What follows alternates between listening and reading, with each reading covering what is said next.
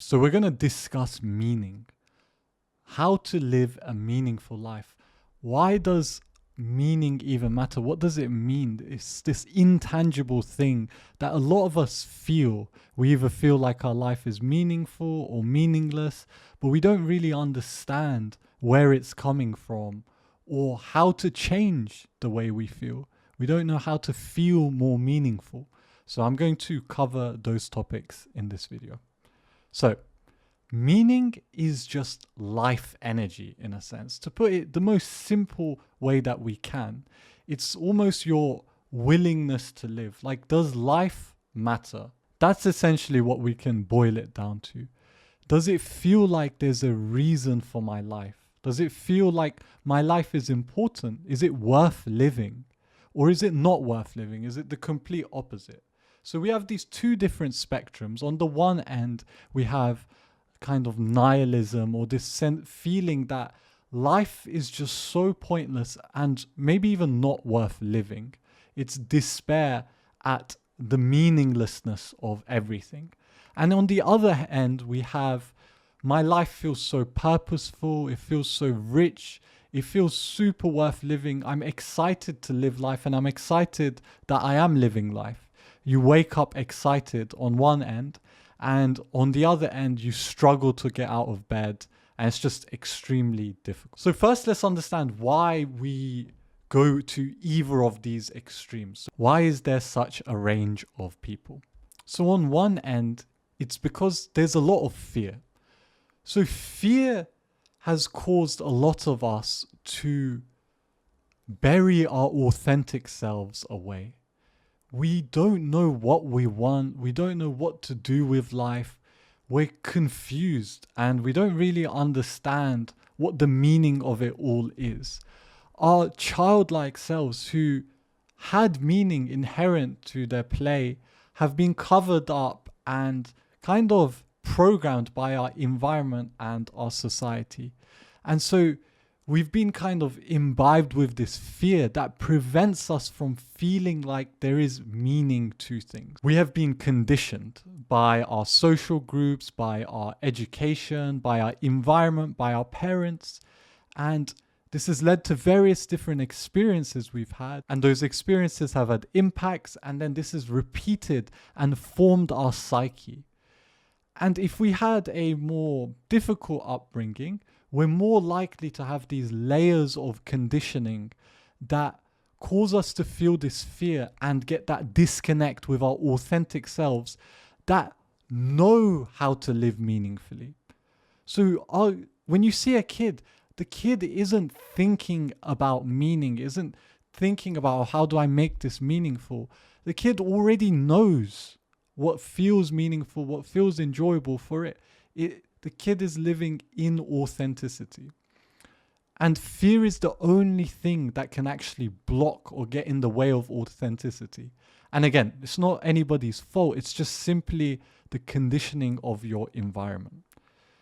And on the other end, we have love. So let's say you were brought up in an environment where they just, like your parents just loved you, your school loved you, and they let you express without fear exactly what you wanted to do. And so you developed being very, very much in tune with your authentic self. And so your life naturally tended more towards meaning rather than meaninglessness. So how do we as people, if you're watching this, I'm going to assume you're more on the side of you don't know what you want to do with your life. There is more fear. You have been conditioned by certain things. And this was definitely the case for me. So how do we as people transition more into the meaningful side of things? How do we develop that meaning? How do we forge meaning once our kind of intuition has kind of led us astray and we've fallen further into like nihilism and fear and despair and stuff like that? So there's actually two steps. So you break the limiting beliefs that were impressed upon you by your social environment, by your conditionings. And then you do structured self-discovery. So you learn more about yourself. You get back in touch with that authentic kid within you. And this is a feedback loop that keeps going around and around and around. And meaning is forged in this way. You let go of those limiting beliefs that were holding you back from childhood. Things that like, I can't do this, or people like me can't do things like that, or this isn't a good thing to do. I can't make a living in this way. All of these different doubts and things that were just kind of pushed upon you by your environment. You slowly identify them, you become conscious of them, and then you let them go. And then you also have to add something. As well as the destruction process, you need to add something as well. You need to discover more about yourself. Who are you? What do you want? What are your motivations? What type of people do you want to help? What are the values that you have? Like, what do you really care about? What is really important to you? These are all questions that you can do, and thought experiments also you can do, where it's like, what would I do if I had all the money in the world right now? And you go through these gradual processes of questioning and discovering what's at the root of your identity. So what is the things that are most authentically you? So discovering your why is a big first step to figuring out how to create a meaningful life. You get your why, and then you start feeling more and more fulfilled. If you have like a set why, you start feeling like, yeah, I want to wake up in the morning. Yeah, I do want to do this work. Like, I can't wait to get to work. Like, you go to sleep excited, and you can't even go to sleep because you're so excited for the work that you're going to do tomorrow. And I've been on both ends of this spectrum. So I've been in complete meaninglessness and despair and hopelessness, like can't get out of bed, stuck in my dreams because I don't even want to leave my dreams to go back to reality. And then I've also been on the other end where I am now, which is feeling so fulfilled in your day-to-day life, knowing that the stuff that you're doing really matters to you, and life is enjoyable to live, and it's exciting to live ultimately. I have a lot of life energy right now. But this isn't where the story ends. If this was simply the story, things would be relatively straightforward.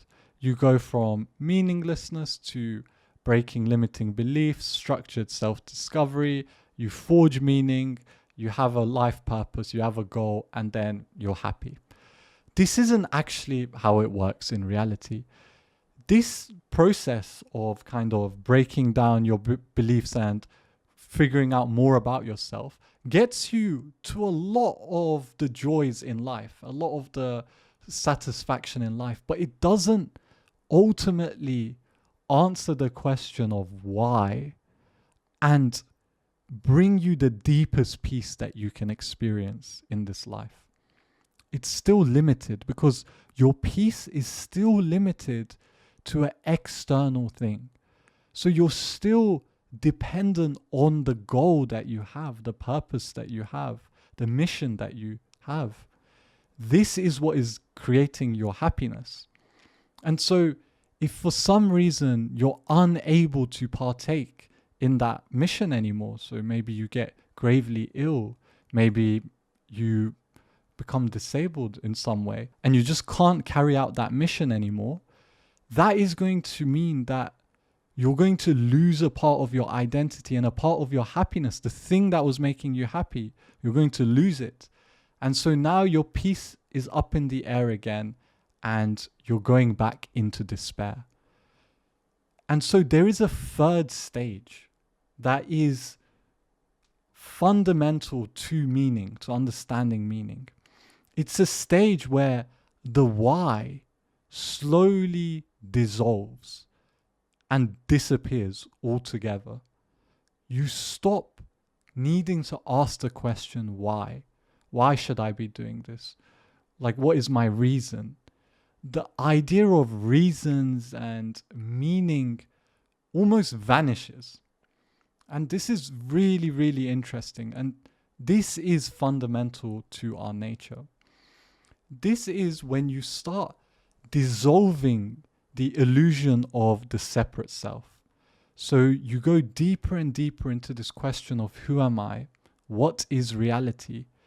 And you start going into your direct experience, and you see what is beyond your thoughts and beyond your conditionings. And you realize that there is no one there, and there is also everything.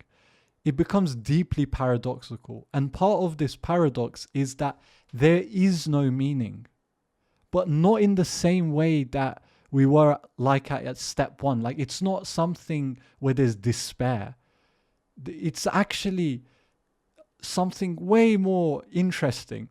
There is no meaning, so everything is meaningful. It's a paradox. Everything is replaced by just isness. And so that's the next thing. Things don't need a reason, they just are. It's just being, it's just nothing, it's everything, it's just this. There's nothing outside of this. There isn't an extra meaning making process. It's just what you're seeing here and now. And it doesn't need a reason for existing. You don't need to justify your existence anymore. You just are, and that is enough. And this is where the highest stages of peace and fulfillment and joy are found, when you just are. And going back to the child analogy, or the example of a child, is like a child actually just is. They haven't gone to step two. They haven't discovered more about themselves. They just are. They don't need a reason for enjoying themselves. They don't need a reason for building a sandcastle on the beach. Even though the tides are going to wash them away, the sandcastle away, the kid does it anyways because it's fun. There's no goal in mind. So now you're probably thinking, okay, like, that's what I want. I want peace at the end of the day. So why don't I just skip to the last step and just forget all about this, like, figuring out my life purpose stuff, or figuring out a specific goal, or doing self-discovery, breaking my limiting beliefs? Like, what's the point of all of that if this is where the peace is at? And so it's a really, really good question, and a super valid one. The thing is, you can absolutely just skip to the last step. You can just go straight into exploring your direct experience.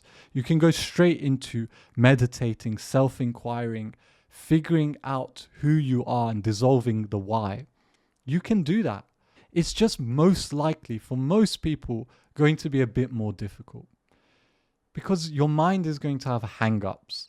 You're still going to want this kind of fulfillment from your work life. You're going to still want to contribute to society in some way. Your mind is still going to be goal-seeking in some way, shape, or form, and trying to make meaning of things. And so it's going to be more difficult transitioning from a place of kind of meaninglessness and despair, or victim consciousness essentially, and jumping all the way to self-transcendence. It's a bit easier for, again, most people. Some people can just skip, but for most people, going into self-empowerment, so figuring out what you want to do and actually doing it and committing to that, is a easier, a less shaky ground to do the deeper self-inquiry and to take the deeper journey within themselves. So it's a easier ground, and your mind will have less hang-ups. There'll be less what ifs. There'll be less excuses, because you actually have satisfaction in that area of life. So you know that it's not going to bring you happiness fully. Like, it's not going to make you fully content, because you've already exhausted that specific karma, or that specific thing that you think is going to make you happy. And so it's just a more stable ground and an easier evolution to go from the first stage to the second stage to then the third stage. But I wouldn't even wait. Once you're at the second stage of knowing what you want to do, having a meaningful life purpose, I would just do the second and the third in tandem. So questioning reality as like, what's actually going on? Do I need a why? While you're also committing to a why, building a why, and going towards a specific goal, you hold this paradox in your head that life probably isn't ultimately meaningful or meaningless, but I'm still going to try to forge some meaning, but I'm also going to explore the meaninglessness of it simultaneously. And it's a paradox, but you can do both at the same time. And I think this is the sweet spot to be in. As you transition more and more fully into the last stage where there is no reason, being in this sweet spot will mean that your life just feels exciting, and you're also getting to these higher states of peace as well at the same time. So you can have your cake and eat it too, in a sense. But ultimately, at the very, very end of the journey, you are going to have to let go of all of the meaning making structures, all of the stories, all of the narratives. And that is a gradual process that will happen if you are on this journey. So that is an overview of how meaning actually works, these different layers of meaning that we can dive into. And so hopefully that helped. Hopefully that gave you some clarity on how meaning making actually happens and how you can orientate your life. It might be best for you to focus more on figuring out what your life purpose is. Maybe you're already there and you're in the process of transcending that altogether. In any case, hopefully this was helpful. If you need help figuring out that second step, so figuring out what you actually want to do with your life, who you are, breaking these limiting beliefs, doing some structured self-discovery. If you need help with that, I offer coaching and the link is down in the description. Also, if you want to join a community of like-minded people who are in the process of figuring out this meaning thing and living a rich and fulfilling life in a deeply spiritual way, there's also another link down below in the description. And for now, peace and love.